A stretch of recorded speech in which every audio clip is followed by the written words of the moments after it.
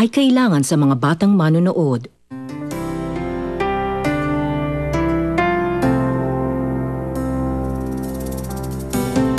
Salamat po ulit sa pagligtas ninyo sa buhay ko. Kung hindi ho dahil sa inyo malamang may nangyari na ho sa akin. Ako, tuluyan mo na ako! Dahil pag hindi mo ginawa, papatayin kita. Papapay pa rin, boss! Wala akong kasalanan. Louie, sabihin mo totoo! Ang sabi nung sa akin ni Martin kay Rojo, nakabali sa tauhan ninyo. Kasi nungalingan. Huwag kayong maniniwala sa traidor na yun. Sabihin mo kay sir kung ano talaga nangyari. Opo. Sir, nakausap na si Rosella. Nakausap ko na siya. Pinatunayan niya yung kwento ni Louie. Martin, gusto man kita paniwalaan pero wala akong magagawa. Matibay ebidensya nila laban sa'yo. Kaya dapat kita ikulong dito sa presinto. Attorney, pumunta ka na lang ngayon dito, okay? Pumunta ka na, please lang. Wesley, ano ka ba naman? Sinabi ko sa'yo, hintayin mo kasi ako dun sa bodega. Ba't mo ako sinuway? Ano ka ba? Sorry po, Dad. Sorry! Walang magagawa sorry dito ngayon! Tulungan niyo po ako. Natatakot po ako. Ayoko makulong.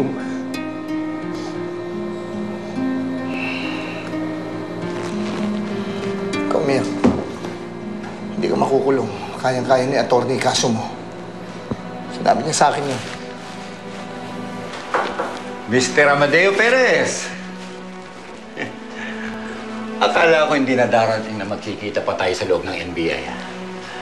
Ang kaso nga lang yung anak mong nakakulong at hindi ka. Kung inakala mo na isahan niyo ako, nagkakamali ka. Bukas na bukas ilalabas ko ang anak ko rito. Diyan ka nagkakamali. Dahil nahuli na namin ang isang katransaksyon ni Wesley. Ngayon? At sinabi niya sa amin na magkikita sila ng anak mo para magbenta ng illegal na baril. Nakakasiguro din ako na pinilit niyo lang magsalita yung tao. Ito, tandaan niyo, walang kasalanan ng anak ko at patutunayan ko sa inyo yan. Huwag kang pakasisiguro, Mr. Amadeo. Dahil gagawin ko ang lahat para maidiin ko ang kaso ng anak mo. Huwag kang mag-alala at ikaw na ang susunod.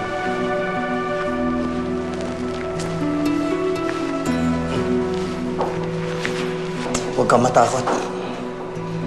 Nananakot lang ang mga yon, anak. Nananakot lang ang mga yon.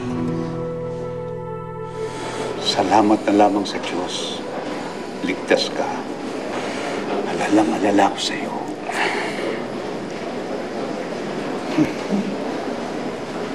Sinabi sa akin ng mga polis kung ano nangyari daw. Hindi ako makakapaniwala na kaya mong pumatay ng tao. Alam ko, inosente ka. Lo, Kumusta ka naman dito? Ayos ka ba? huwag niyo po ako alalahanin, Lo. Ayos lang po ako dito. Iniisip ko ngayon si Graciela Ano na kayo nangyari sa kanya? May balita ba kayo sa kanya, Lo? Ang dinig ko, dinala daw sila ni Louie sa ospital. Delikado lagi ni Graciela dun, Lo. Kailangan makatakas ako dito, Lo. Kailangan ko tulungan si Graciela. Martin, tama na. Dahil sa Graciela niyan, kaya ka nandito. Kung nakinig ka lamang sa akin noon at pinabayaan mo sila ni Louie, hindi ito mangyayari. Huwag niyo yusihin si Graciela, Lo, sa nangyari sa akin. Ginawa ko lang naman po kung ano sa tingin ko tama Hindi ko pinagsisisihan ang mga desisyon ginawa ko, Lo. Martin, pwede ba? Makinig ka nga sa sarili mo. Nandito ka naman, nakakulong ka. Si Graciela pa rin ang bukang bibig mo. Pwede ba? Kahit minsan lang, kahit ngayon lang, intindihin mo naman ang sarili mo. Kailangan natin linisin ang pangalan mo.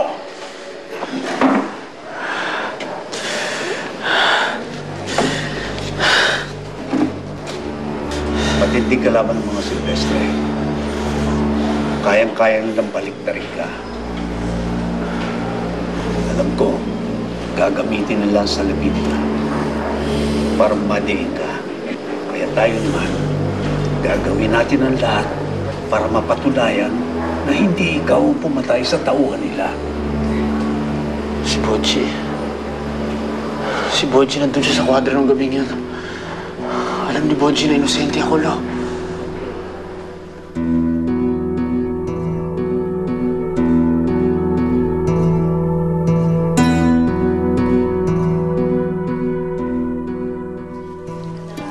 Salamat po. Magandang araw. Magandang araw po. Well, Don Roman.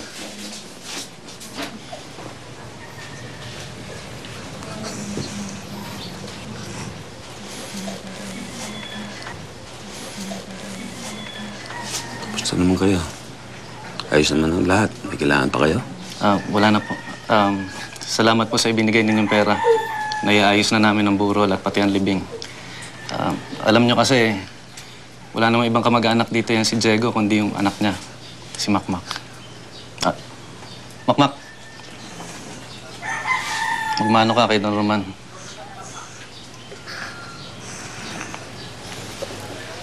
Makmak? Huwag ka mag-alala. Ipakukulong natin ang may gawa nito sa tatay mo.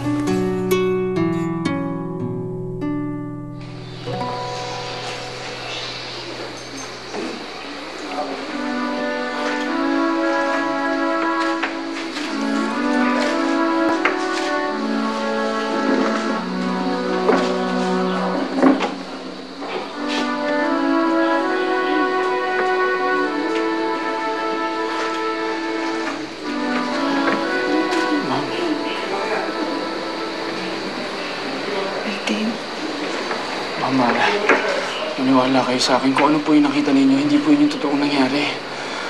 Wala po ko intensyon saktan si Louie. Hindi ko magagawa yun. Maniwala kayo, ma'am. Martin, alam ko naman mabuti kang tao. Kaya hindi ako naniniwala sa mga binibintang nila sa'yo. Napakalaking bagay po sa akin na marinig yan wala sa inyo.